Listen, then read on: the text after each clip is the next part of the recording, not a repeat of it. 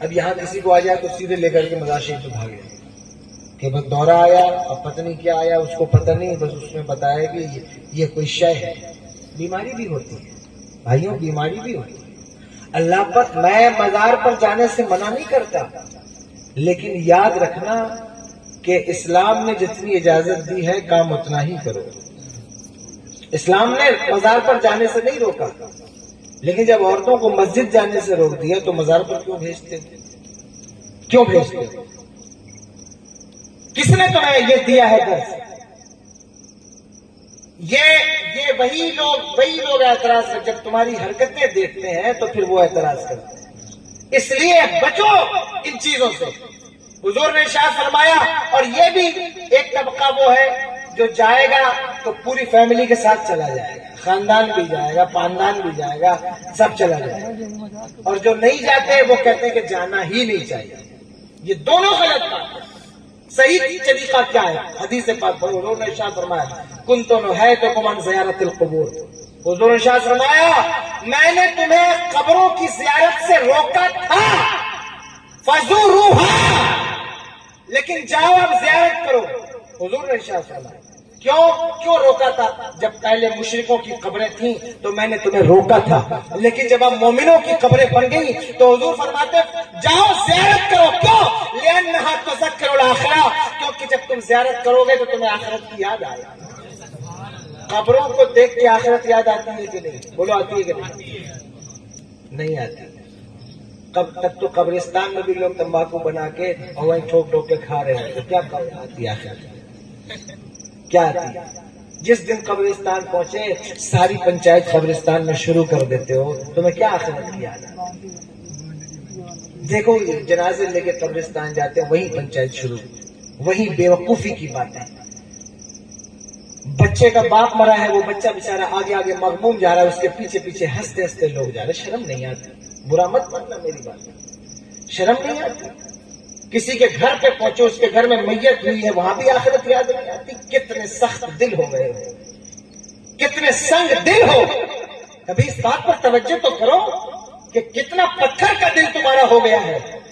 پہلے لوگ کسی کو بیمار دیکھتے تھے تو گھنٹوں روتے تھے کہ یا اللہ تیرا شکر ہے کہ تو نے مجھے محفوظ رکھا، لیکن تمہیں یہ بات سمجھ میں نہیں آتی؟ بیٹا چلا گیا، باپ چلا گیا، ماں چلی گئی، چچا چلے گئے، کووڈ کے پیریڈ میں کتنا محلہ خالی ہو گیا، لیکن ابھی تک 50 سال کی عمر تمہاری 60 سال کی ہو گئی، اس کے باوجود بھی اللہ کی دی ہوئی نعمتیں کھا کھا کے دانت ٹوٹ گئے، بال سفید ہو گئے، لیکن مسجد کا راستہ تمہیں یاد نہیں ہو سکا، تو کیا تمہیں آخرت یاد آتی ہے؟ مجھے بتاؤ تو صحیح۔ مٹر گستیوں سے فرصت نہیں ہے۔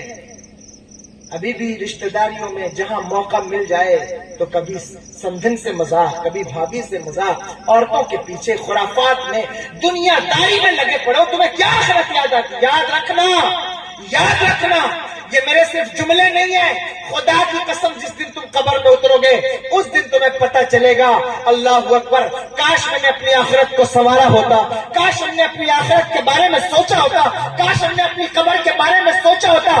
10x10 کے کمرے میں جن لوگوں کو کووڈ پیریڈ کے اندر لاک ڈاؤن میں جو ہے وہ قید کر دیا گیا، میں تم کو گارنٹی سے کہتا ہوں 10-20% لوگوں کو بیماری تو نہیں تھی، لیکن صرف قید ہونے کی بنیاد پر وہ مر گئے۔ مجھے بتاؤ وہ قبر 2.5 فٹ کی، جو 2 فٹ کی قبر جس کے اندر تم کروٹ بھی نہیں لے سکتے، کیا وہ قبر کبھی یاد نہیں آتی؟ وہ قبر جس کے اندر کوئی کھڑکی نہیں، کوئی روشن دان نہیں، کوئی سہارا نہیں، کوئی آسرا نہیں، پٹوے رکھ کر لوگ مٹیاں بھی اتنی تیزی سے ڈالتے ہیں۔ اللہ اکبر، کیا تمہیں وہ قبر کبھی یاد نہیں آتی؟ تمہارا کلیجہ منہ کو نہیں آتا جس دن تمہاری کمائی ہوئی دولت تمہاری نظروں کے سامنے تم سے چھین لی جائے، جس دن تمہارے بدن کے کپڑے پھاڑ کے تم سے اتار لیے جائے، جس دن تمہارے اللہ اکبر ہاتھ کی انگوٹھیاں بھی کاٹ کر نکال لی جائیں گی؟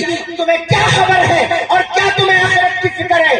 خدا کی قسم گھر والے تو تمہیں چارپائی بھی نہیں دیں گے، چارپائی بھی نہیں دیں گے قبرستان تک جانے کے لیے۔ جن گھر والوں کے چکر میں تم نے نمازیں چھوڑی ہیں نا، جن بچوں کے چکر میں تم نے عبادتوں کو قضا کیا ہے، جن بیوی کے چکر میں، رشتہ داروں کے چکر میں نماز چھوڑتے رہے، روزہ چھوڑتے رہے، علماء کی صحبت کو ترک کرتے رہے، اور جو ہے وہ خرافات، غیبت، چغلی، حسد اور ان تمام طریقے کے فتنے में लगे रहे, उस दिन तुम्हें पता चलेगा ये जिन बच्चों के लिए हमने ये कुछ किया था, ये बच्चे तो एक कलमा भी पढ़कर तुम्हें बख्शने के रवादार नहीं। ये भी चाहते हैं 40वें में कोई मदरसे का बच्चा तोहफा दे दे, 2 खत्म आप दीजिए, 4 खत्म आप दे दीजिए, 15 खत्म आप दे दीजिए। हाँ हजरत वो क्या खत्म है क्या?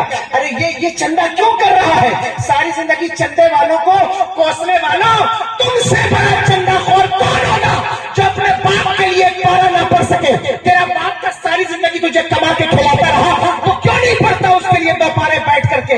मैं मना नहीं करता हुफ्फाज से पढ़वाने पर, लेकिन इतना जरूर कहूंगा कि तेरी खैरत को क्या हो गया कि जिस बाप ने तुझे बचपन से लेके जवानी तक पाला, उसके मरने पे क्या तू सूरह यासीन भी नहीं पढ़ सकता? क्या बैठ करके खत्म कुरान भी नहीं पढ़ सकता? पढ़ता क्यों नहीं? ये तुम्हारी औलाद है, मैं तुम्हें आईना दिखा रहा हूँ। मेरी बात बुरी लगे तो मुझे माफ करना, लेकिन याद रखना खिताबत मेरा पेशा नहीं है। मैं जो बात कह रहा हूँ उसको अपने दिल की तख्ती पर नोट करो। उस दिन तुम्हें पता चलेगा कि हाय मेरे बच्चे, हाय मेरी बीवी, हाय मेरे रिश्तेदार, हाय मेरे जो है वो समझियाने वाले, हाय मेरे ससुराल वाले, ये कोई तुम्हारे साथ